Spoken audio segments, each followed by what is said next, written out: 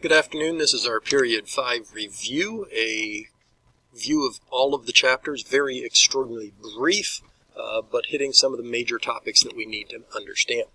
With Chapter 18, we're looking at the pre-war era where we're trying to hold together the Union and prevent the Civil War from occurring. We hope and believe in the thought of popular sovereignty, that those that vote and will decide things can help to control this issue. The first big act that we see during this era is the Compromise of 1850. Two of the most important aspects of that is for the North, they get to admit the state of California post-gold rush as a free state, no slavery in California. For the Southerners, they add in the Fugitive Slave Act, which is a very heavy-handed permission of people to come up and try to retrieve slaves that have escaped or freed people. You see one of the bills that would have been advertising in Boston about this act being passed and trying to get the idea out about that. What that act does, as you can see, is makes sure people start growing in their anti-slavery or abolitionist kind of ideals. It is a very galvanizing moment in our attempt to hold the Union together. With Kansas, Nebraska, these are two territories of the Louisiana Purchase that are going to be permitted to vote, again, popular sovereignty, on whether or not they are going to be slave states or free states. So what you see here is the idea that whoever lives there gets to decide what they are there. It makes sense. However, unfortunately, what we see is that tons of people move in to try to influence this. Kansas in particular becomes extraordinarily violent in these actions of these people moving in. Again, both sides feel like everything that is being done is a threat to their way of life. The longest lasting, largest impact, if you would say, of the Kansas-Nebraska Act is that the Republican Party comes about and begins to exist. Out of the era of good feelings where we kind of dominated by one party, then there were a couple others that developed, but then this is a major development into a new party who we'll see in the near future is one of the lead causes and issues behind the Civil War and becomes lead in Reconstruction and in abolition. So we try, we fail. And here we're going to try some more, and we're going to try again. So in the North, we see in the state of Illinois, the Lincoln-Douglas debates that foreshadow some of the split of the Union. What we're able to see here is even though Douglas wins the Senate seat, it brings Abraham Lincoln onto the national stage, and it sets us up for the 1860 presidential election. In the South, we see some other events going on. There's a senator in Massachusetts who refers to a senator from South Carolina as the vile vomit that is thrown up out of the South. And one of his buddies comes to his rescue, Preston Brooks, and says that instead of dueling with the senator from Massachusetts, because that would make it feel like he's on the same level as the other senator, he just beats him over the head with a cane. John Brown is leading an attack also during this time period on Harper's Ferry, the armory in Harper's Ferry. He is a very, very staunch abolitionist, and he believes that it is his duty to lead us into this abolitionist kind of war. He becomes, depending on your view, either an abolitionist martyr because he is tried and executed for treason, or he is a treasonous murderer if you are from the South. He leads an attack trying to incite the war. As we said, Lincoln-Douglas debates led to Douglas being the senator, but Lincoln being ascended to a national stage. We see in 1860 he is the Republican candidate for president.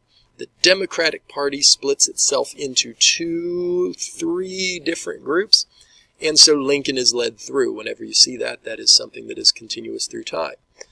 South Carolina and others had said if Lincoln wins, they think he is too sectionalist, he is too abolitionist, and they will secede. They will leave the Union. They follow through. Amendments are attempted. The Crittenden Amendments are attempted to hold us together as a country. However, in 1861 February, the Confederate States of America are founded. First, South Carolina secedes, and then several others, and then even more till what we understand as the Civil War.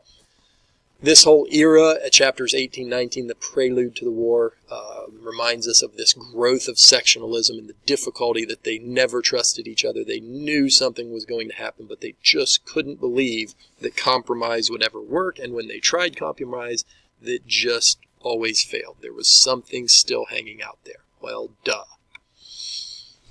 When we finally do get to war, as we do in chapters 20, 21, there are some strengths and weaknesses, some good and bad for both sides.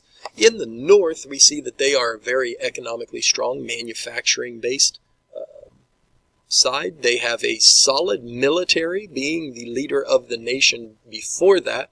Railroads are much more extensive and much better organized. And with slavery, as it kind of comes about with abolition of it, we have the moral high ground. The weaknesses that we must face in the North, and I say we because Ohio is a northern state, is that we are the invader. We must go to the South and bring them back into the fold, as it were. Our forces, even though the North did contain the military of the time, or control it, they were small, and they were out on the western frontiers fighting Native Americans. We also, in the North, had to deal with, like Ohio, and especially where we reside here in the southern part, teetering decisions. Were we really on board with fighting this Civil War? Most of the people that were populating the southern part of Ohio and several other states along the border regions had southern ancestry. We had moved to these areas from the South, so there was a lot of debate as to which side we would fall on. And Ohio, as great as we were in the war, also led a lot of the anti-war movements. I can't resist taking a little bit of a shot at West Virginia there, so it does split and become its own state at this time due to mostly economic reasons. In the South, their strengths are the fact that they are going to be able to fight a defensive war. The North has to go and bring them back in. They believe that they're going to have the higher morale, or they do at the beginning, because they're fighting for their way of life. They are doing what they feel is right for them. Their soldiers tend to be farmers, tend to be the people that have been out in the land, have hunted, have worked with horses, and done the things that lead them to be better soldiers. So that is another advantage, and they have much, much better officers.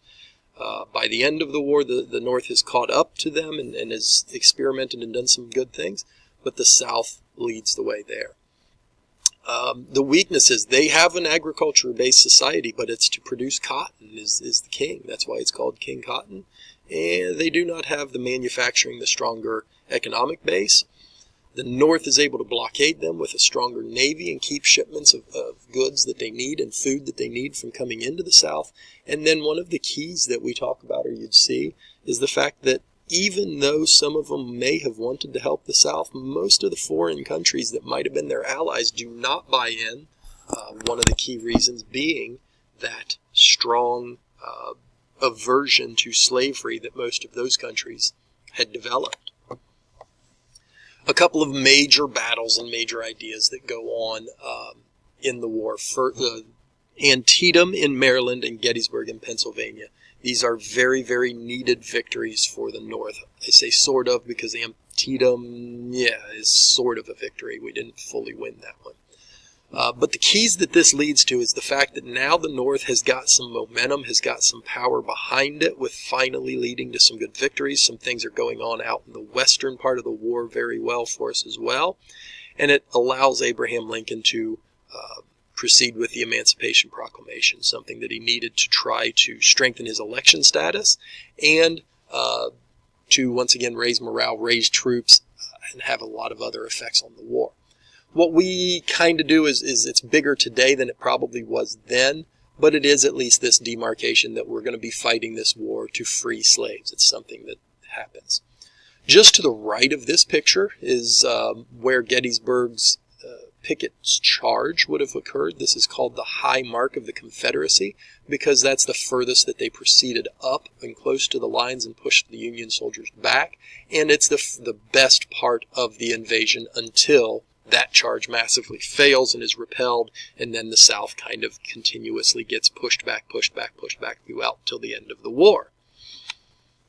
A couple of other interesting places of note in Gettysburg, the National Cemetery that is there, and the site of the Gettysburg Address that once again was very poor in the time, viewed very poorly, not a great speech of the day, but we look at it as, again, this marking of a new era. We are fighting for the freedom of every man. We are not going to be what we have been as a country. Interesting side note, the Ohio soldiers, when you visit there in the summertime, nice and hot, similar to what we've got here, but their bodies are shaded by one of the largest buckeye trees I have ever seen in my entire life. Then into the end of the war eras and those kinds of things, chapter 22, 23, Reconstruction, which you have done your gallery walks on, but a quick review. Lots of good plans, lots of different ways of looking at this. How do we handle this? Unfortunately, none of them work, and with the assassination of Lincoln, we lose a leader who could have probably steered us through some of the controversies much better than what President Johnson did. A few different classifications of people, looking at what's going on in the South, politicians-wise. And you've got the political cartoons to look at on the gallery walks for carpetbaggers and the federal troops enforcing it. Great things with the Freedmen's Bureau, but also a lot of corruption, a lot of problems that will foreshadow here some of the things in the Civil Rights era when there's some rioting that goes on then. The South responds as what the South responds, always, is resistance. You see the Black Codes, which is to take away any of the freedoms and rights produced under the 13th, 14th, and 15th Amendments. Those are not on these slides, but if you don't know them, you need to learn them as soon as possible.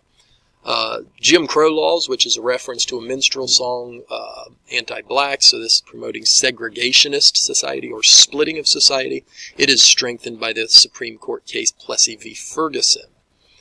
KKK is a vigilant, violent terrorist type group, lynching African Americans, murdering them to get them out of society and put them back into their place. One of the key things that you'll see, sophomores especially, need to be looking at Jim Crow, segregationist, Plessy v. Ferguson, KKK, and then the big, bold black words here.